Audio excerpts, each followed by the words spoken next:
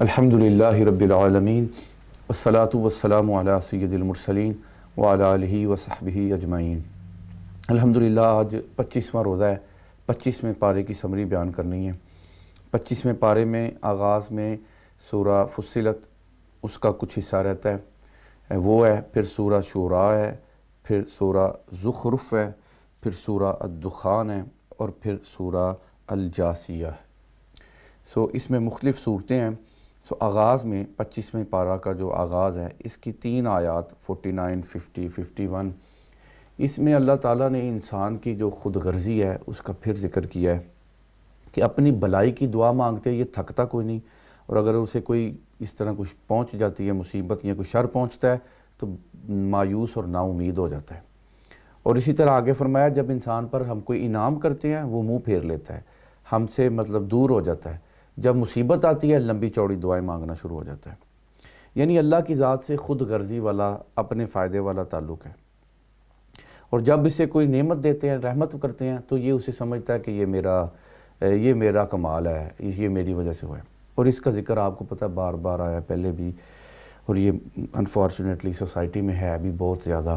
اللہ کرے یہ چیز ہم میں راسخ ہو جائے، ہم نہ رمضانی مسلمان ہوئیں، نہ کوئی ٹیمپریریلی کوئی حج کے عمرے کے دوران ہم نیک ہونے والے لوگ ہوئیں، نہ کوئی سیزنل مسلمان ہوئیں، ہم وفادار ہوئیں، ہم واقعی سنسیئر اور لائل ہوئیں اپنے رب کے ساتھ۔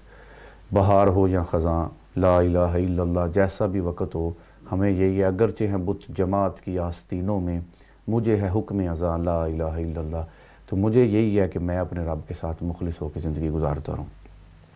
آگے سورہ شعراء شروع ہوتی ہے، اس کا مطلب ہوتا ہے مشاورت، اسی لیے اس کا نام یہ ہے۔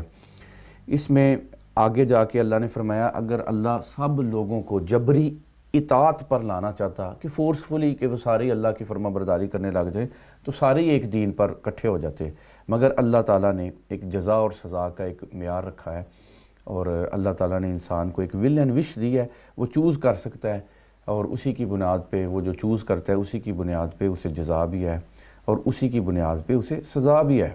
آگے جا کے نبی علیہ السلام سے اللہ نے فرمایا کہ آپ فرما دیں کہ میں اس تبلیغ دین پر تم سے کوئی اجرت طلب نہیں کرتا سوائے اپنے قرابت داروں کی محبت کے، اور یہ قرابت داروں کی جو آپ کے اہل بیت ہیں ان کی محبت ہمیں ہی فائدہ دیتی ہے۔ ہم ان سے محبت کریں گے تو ہمارا ہی بیڑا پار ہوئے گا، ہمیں ہی اخلاق آئے گا، ہمیں ہی سیرت اچھی ملے گی، ہمیں ہی بہت کچھ سیکھنے کو ملے گا۔ آگے جا کے اللہ نے فرمایا اگر اللہ اپنے سارے بندوں کو رزق وسیع دے دیتا تو زمین پر لوگ سرکشی کرنے لگ جاتے۔ آپ نے دیکھا زیادہ جو امیر ہو جاتے ہیں دماغ بھی سم ٹائم خراب ہو جاتا ہے، اس لیے اللہ تعالیٰ سے ایسے رزق کی دعا کرنی چاہیے جو رزق اس کی یاد سے غافل نہ کرے، ایسے رزق کی دعا مانگنی چاہیے جو اس سے نہ بلا دے۔ میں ایوری ڈے کیونکہ ایز اے امام یا ایز اے ایک پریچر کے طور پہ بندہ بہت چیزیں ایکسپیرینس کرتا ہے، اور میں اس چیز کو بہت دیکھتا ہوں کہ جو حالات اچھے ہوتے ہیں، جو مصروفیت جابس کی معاملات آگے پیچھے خوشحالی بڑھتی ہے، وہی معاملہ ہو جاتا ہے، اللہ سے انسان غافل ہو جاتا ہے۔ تو اس لیے اللہ تعالیٰ سے ایسے رزق کی دعا کرنی چاہیے، ایسے کشادہ رزق کی جو کبھی بھی رب کی یاد سے غافل نہ کرے۔ آگے اللہ نے فرمایا سبحان اللہ، اپنے مومن بندوں کی صفت بیان کی، وہ اپنے رب پر توکل کرتے ہیں۔ تھوڑا سا رک کے توکل کے بارے میں بات کروں گا کہ وہ اپنے رب پر توکل کرتے ہیں۔ توکل آنے والے کے وقت کے بارے میں بھروسہ ہے اللہ تعالیٰ کی ذات کے اوپر۔ اس کا مطلب یہ نہیں ہے کہ کچھ ایفرٹ نہیں پٹ کرنی اور نرا ہی بھروسہ کرنا ہے، نہیں، اس کا مطلب ہے بھرپور اسباب کی دنیا میں ساری ایفرٹ پٹ کرنی ہے، مگر بھروسہ اسباب پہ نہیں، بھروسہ اللہ تعالیٰ پہ، ٹرسٹ اللہ پہ رکھنا ہے۔ یعنی ایک مسلمان اور ایک غیر مسلم میں فرق یہ ہے، اس کا ٹرسٹ اسباب پہ ہی ہوتا ہے۔ مسلمان جو ہوتا ہے وہ اسباب پہ ساری کوشش کرتا ہے، اور بھروسہ اس کا رب پہ ہوتا ہے۔ اس کی مثال ہجرت کا واقعہ ہے، جنگوں کے واقعات ہیں۔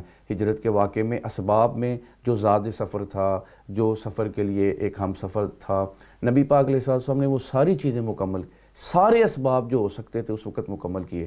جب وہ غار ثور میں اوپر آ گئے اور حضرت ابوبکر صدیق رضی اللہ تعالیٰ عنہ نے فرمایا کہ یا رسول اللہ صلی اللہ علیہ وسلم، وہ انہیں ہمارے یعنی اب ہم نظر آ سکتے ہیں، تو آپ نے توکل کا اس پہ اظہار فرمایا، خوبصورت آپ نے الفاظ فرمائے، اے ابو بکر تیرا ان دو کے بارے میں کیا خیال ہے جن کے ساتھ تیسرا رب ہے؟ یہ ہے توکل۔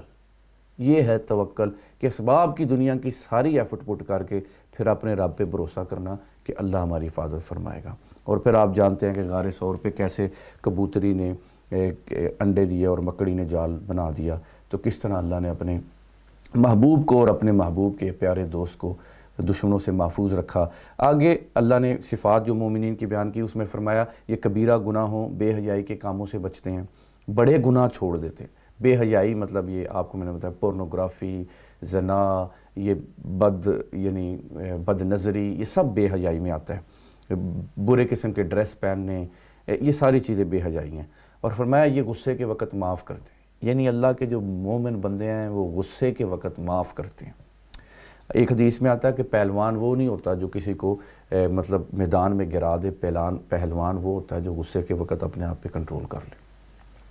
اور آگے فرمایا کہ اللہ کے حکم کو قبول کرتے ہیں، نمازوں کو قائم کرتے ہیں۔ آگے جا کے اللہ نے فرمایا آسمانوں اور زمین کی بادشاہت اللہ ہی کے پاس ہے، جو چاہے پیدا کرتا ہے، جس کو چاہے بیٹیاں عطا کرتا ہے، جس کو چاہے بیٹے عطا کرتا ہے، جس کو چاہتا ہے بانجھ کر دیتا ہے، نہ یعنی نہ بیٹے ہوتے نہ بیٹیاں۔ وہ بہت علم والا، بڑی قدرت والا ہے، یہ اس کی مرضی ہے۔ آپ میں کوشش کرتے ہیں، دعا انسان کر سکتا ہے، مگر اولاد جو ہے نا یہ اس کی دین ہے، یہ اس کی مرضی ہے۔ آگے جا کے سورہ زخرف شروع ہوتی ہے، اس میں بھی آغاز میں اللہ تعالیٰ نے شرک کا رد کیا، اور آگے جا کے اللہ نے پھر وہ مثال دی کہ جیسے اللہ بارش کے ذریعے مردہ زمین کو زندہ کر دیتا ہے، ایسے موت کے بعد دوبارہ اللہ تعالیٰ جو ہے نا انسانوں کو زندہ کرے گا۔ آگے سفر کی وہ دعا آئی، سبحان الذی سخر لنا ھذا وما کنا لہ مقرنین وانا الی ربنا لمنقلبون، یعنی پاک ہے وہ ذات جس نے اس سواری کو ہماری قدرت میں کر دیا، ہم خود اس پر قادر نہ تھے اور بے شک ہم اپنے رب کی طرف لوٹنے والے ہیں۔ بلا شبہ پہلے گھوڑے تھے، اونٹ تھے، یہ والی سواریاں تھیں، اب جہاز آ گئے ہیں، ٹرینز آ گئی ہیں، اب بڑے اور چیزیں آ گئی ہیں، مگر یہ ساری چیزیں خواہ انسان نے خود انوینٹ کی ہیں، مگر دماغ اللہ نے دیا ہے، اس لیے اسی کی دی ہوئی صلاحیت سے بنی ہوئی یہ ساری چیزیں ہیں۔ آگے جا کے اللہ اکبر، اللہ نے فرمایا، غور سے سننا، اللہ نے فرمایا اگر اللہ تم لوگوں کے کفر میں مبتلا ہونے کا اندیشہ نہ ہوتا، تم لوگوں کے یعنی مسلمانوں کے کفر میں مبتلا ہونے کا اندیشہ نہ ہوتا، تو اللہ کافروں کے گھروں کی چھتیں، سیڑھیاں، دروازے، مسندیں چاندی کی بنا دیتا۔ اللہ نے فرمایا چاندی کی کیا، سونے کی بنا دیتا۔ یعنی اللہ کی نظر میں یہ دنیا کی، یہ حدیث میں آتا ہے، یعنی اس کی نظر اللہ کی نظر میں اس کی کوئی مچھر کے پر کے برابر بھی ویلیو نہیں ہے۔ تو اس لیے یہ کوئی معیار نہیں ہے کسی کی سکسیس کا، یعنی اس حد تک بات کر دی گئی ہے کہ مطلب کہ اگر یہ نہ ڈر ہوتا، ابھی بھی کئی لوگ سوچتے ہیں، بعض اوقات وہ کنفیوز ہو جاتے ہیں، وہ ڈاؤٹس میں چلے جاتے ہیں کہ یہ ایت بڑے خوش نہیں تھے، ایت نہیں، یہ ایمان بہت بڑی نعمت ہے، یہ اس کا بہت بڑا فضل ہے۔ آگے فرمایا، خود ہی فرمایا یہ دنیا کا سامان ہے اور آپ کے رب کے پاس آخرت کی نعمتیں صرف متقین کے لیے ہیں۔ تھوڑا اس کے بارے میں آگے جا کے بات کرتا ہوں۔ آگے اللہ نے فرمایا جو اللہ کی یاد سے غافل ہو جاتا ہے وہ اندھا ہو جاتا ہے، شیطان ہم اس کے اوپر مسلط کر دیتے ہیں۔ سو اللہ کی یاد، ہر وقت مالک کی یاد میں رہنا، ہر مالک کے ذکر میں، مالک کی یاد میں رہنا۔ آگے جا کے اللہ نے فرمایا کہ اہل تقوی جو لوگ ہیں، اس سے پہلے اللہ تعالیٰ نے حضرت عیسیٰ علیہ السلام کا نزول کا ذکر کیا کہ بے شک وہ آسمان سے نزول کریں گے اور یہ قرب قیامت کی علامت ہوگی، تم ہرگز اس میں شک نہ کرنا، میری پیروی کرتے رہنا، یہ سیدھا راستہ ہے۔ یعنی عیسیٰ علیہ السلام کے قیامت کی بڑی نشانیوں میں سے یہ ہے کہ عیسیٰ علیہ السلام کا نزول ہوئے گا۔ اور اس پہ علامہ قرطبی، امام قرطبی رحمۃ اللہ تعالیٰ علیہ نے بڑی خوبصورت ایک بات لکھی، آپ نے فرمایا عیسیٰ علیہ السلام اپنے وقت میں مردوں کو زندہ کرتے تھے، فرمایا ان کا یہ مردوں کو زندہ کرنا یہ قیامت کی دلیل ہے کہ اگر عیسیٰ علیہ السلام اللہ کے فضل سے مردوں کو زندہ کر سکتے ہیں تو رب جو عیسیٰ علیہ السلام کا خالق ہے وہ قیامت کے دن پر سب کو زندہ کر سکتا ہے۔ سبحان اللہ۔ آگے فرمایا اہل تقوی کی دوستی، اور اس کے بارے میں تھوڑی ایک اور آپ کو چیز بتا دیتا ہوں تاکہ یہ جو جیوز تھے، جیوز نے عیسیٰ علیہ السلام کے بارے میں انہیں انڈر ایسٹیمیٹ کیا، انہیں ڈسگریس کیا، مگر جو کرسچنز تھے انہوں نے ایگزیجریٹ کیا، بڑا چڑھا دیا۔ ان میں تین ہیں، ایک پروٹیسٹنٹ ہیں، ایک کیتھولک ہیں اور ایک آرتھوڈاکس ہیں۔ جو پروٹیسٹنٹ ہیں ان کے نزدیک عیسیٰ علیہ السلام اللہ تعالیٰ کے بیٹے ہیں، نعوذ باللہ، پروٹیسٹنٹ کے نزدیک۔ اور جو کیتھولک ہیں ان کے نزدیک وہ ٹرینٹی پہ بلیو کرتے ہیں، جو کیتھولک ہیں ان کے نزدیک عیسیٰ علیہ السلام 3 خداؤں میں سے تیسرے خدا ہیں، نعوذ باللہ۔ اور جو آرتھوڈاکس ہیں ان کے نزدیک، اللہ تعالیٰ معاف کرے، ان کے نزدیک عیسیٰ علیہ السلام گاڈ ہیں۔ یعنی یہ کرسچنز کے 3 مختلف ہیں، انہوں نے اس حد تک یعنی ایگزیجریٹ کر دیا ہوا ہے، نعوذ باللہ۔ مگر میں نے تھوڑا سا اس لیے کہ ذرا اندازہ ہو جائے کہ پروٹیسٹنٹ کون سے ہیں، آرتھوڈاکس کون سے ہیں اور کیتھولک کون سے ہیں۔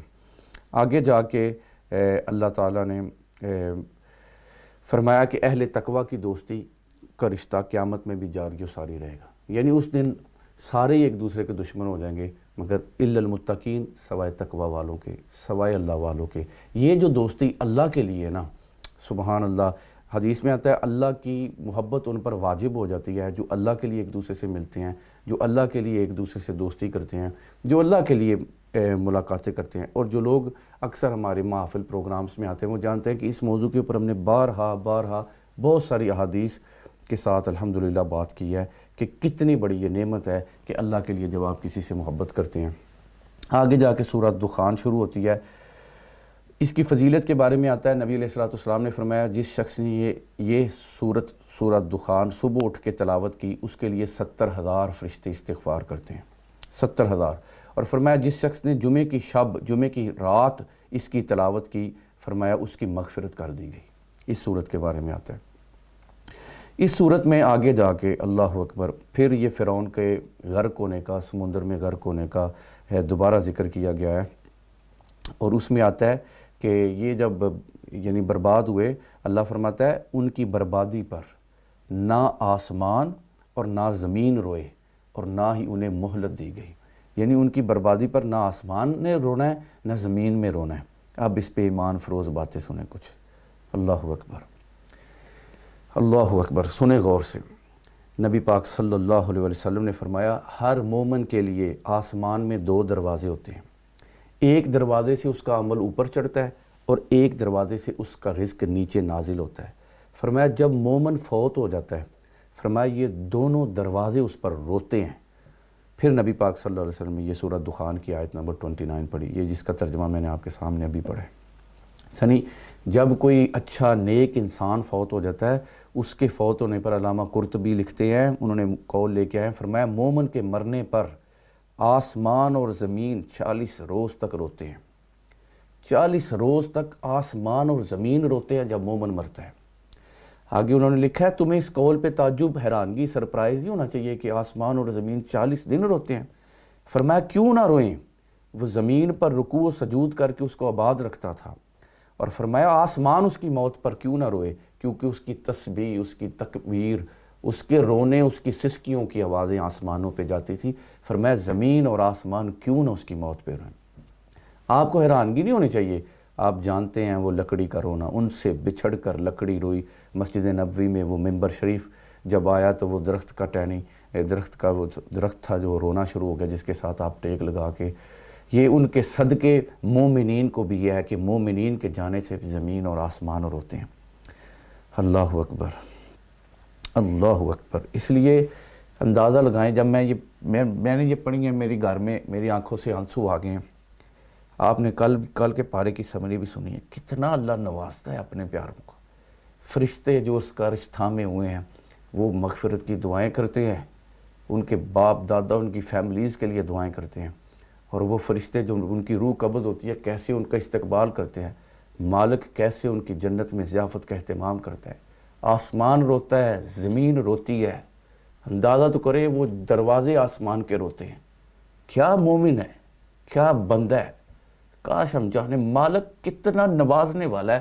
بلیو می، میں پتہ نہیں یہ بتانا ہونا، میں گاڑی چلاتے مسجد آ رہا تھا کہ میں نے میری آنکھوں سے آنسو ہی آنسو، گاڑی چلاتے میرے آنسو ہی آنسو آتے رہے کہ مالک تیرا کروڑا شکر ہے، تو نے یہ شعور، یہ ذوق، اللہ تعالیٰ میرے شیخ، میرے مرشد، ان کو سلامت آباد رکھے، جن کی توجہ نگاہ، جن کی صحبت کی برکت سے یہ شوق ملا کہ مطلب کیسے اللہ کا ہم شکر ادا کر سکے۔ کتنی نعمتیں ہیں مومن ہونا، مسلمان ہونا۔ آپ اندازہ لگائیں، میں ادھر دیکھتا ہوں ایون لوگ غیر مسلم بھی نہیں ہوتے، آپ اچھا جاب کر کے کوئی پرفارم کرے وہ کتنا دے دیتے ہیں، اور جو پھر مصطفیٰ کا دینا ہوگا اور جو پھر رب کا دینا ہے، سبحان اللہ، آپ اندازہ لگا لیں۔ اللہ اکبر، اللہ اکبر۔ آگے جا کے سورہ الجاسیہ شروع ہوتی ہے، یہ سورہ الجاسیہ شروع ہوتی ہے۔ اس کے آغاز میں ہی اللہ نے آیت نمبر 10 سے فرمایا، یعنی ساری چیزوں کو فرمایا کہ اپنے حکم سے تمہارے لیے اللہ نے انہیں مسخر کر دیا ہے، بے شک یہ اس میں ان لوگوں کے لیے نشانیاں ہیں جو غور و فکر کرتے ہیں۔ نبی پاک صلی اللہ علیہ وسلم نے فرمایا، عالم علم والا اپنے بستر پر لیٹے ہوئے ایک گھڑی کے لیے جب اپنے علم میں غور و فکر کرتا ہے، فرمایا اس کی وہ ایک گھڑی ایک عبادت گزار کی 70 سال کی عبادت سے بہتر ہے۔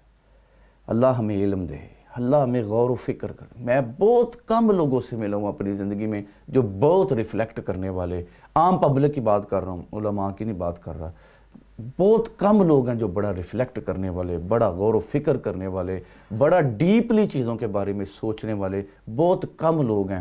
یہ چیزیں ہیں جو آج بھی میں نے آپ کے سامنے رکھی ہیں، ان پہ غور و فکر کرنے کی۔ دیکھیں یہ آیات، یہ احادیث، جب آپ ان کے بارے میں غور و فکر کریں گے، جوڑیں گے، اکٹھی ہوئیں گی، ایسی خوبصورت کنکلوژنز، ایسے خوبصورت ورڈز، ایسی خوبصورت چیزیں سامنے آپ اس سے اخذ کر سکتے ہیں۔ اللہ تعالیٰ کی بارگاہ میں التجا ہے، اللہ میں توفیق دے۔ آگے جا کے اللہ نے فرمایا آپ نے اس شخص کو دیکھا ہے جس نے اپنی خواہش کو اپنا معبود بنا لیا ہے، یعنی اپنی خواہش ہی اس نے اس کو اپنا معبود بنا لیا۔ کیا مطلب؟ دل کی تا نماز پڑھی ہے، دل کی تا نہیں پڑھی، اس کا مطلب یہ ہے وہ اپنی خواہش کے پیچھے ہے۔ آج خواہش تھی پڑھنے کی پڑھ لی، آج نہیں خواہش نہیں پڑھی۔ اگر رب کی پڑھنی ہے تو روز پڑھنی ہے۔ خواہش تھی تو آج جسے کہتے ہیں نا جی ہم نے یہ کر لیں گے، روزہ رکھ لیا، خواہش تھی روزہ چھوڑ دی، نہیں آج دل نہیں کیتا روزہ چھوڑ دے۔ یہ خواہش سے باہر آنا اور اس کی اپنی مرضی چھڑنا، اس کی مرضی پہ چلنا۔ بزرگ فرماتے ہوتے ہیں کہ من کی مرضی چھوڑ کے رب کی مرضی کی طرف آ جا، کہ اس کی مرضی کی طرف آئے گا۔ اللہ فرماتا ہے ایک تیری چاہت ہے ایک میری، فرمایا ہوگا وہی جو میں چاہتا ہوں، اگر تو اپنی چاہت کو میری چاہت کے سپرد کر دے پھر ہوگا وہی جو تو چاہتا ہے۔ اسی لیے کسی نے کہا نہیں سمجھے عقل دے کوڑے، اللہ یار دی گل نہ موڑے، کیونکہ وہ لوگ ہیں جو اپنی چاہتوں کو سپرد کر بیٹھے ہیں۔ آخر میں اللہ فرماتا ہے اس دن، فرمایا جنہوں نے اس دنیا میں قیامت کے دن کو فراموش کر رکھا ہے، اس دن انہیں رحمت خداوندی نظر انداز کرے گی، ان کا ٹھکانہ جہنم ہوگا، ان کا کوئی مددگار نہ ہوگا۔ اس پہ آج کے پارے کی سمری ختم ہوتی ہے۔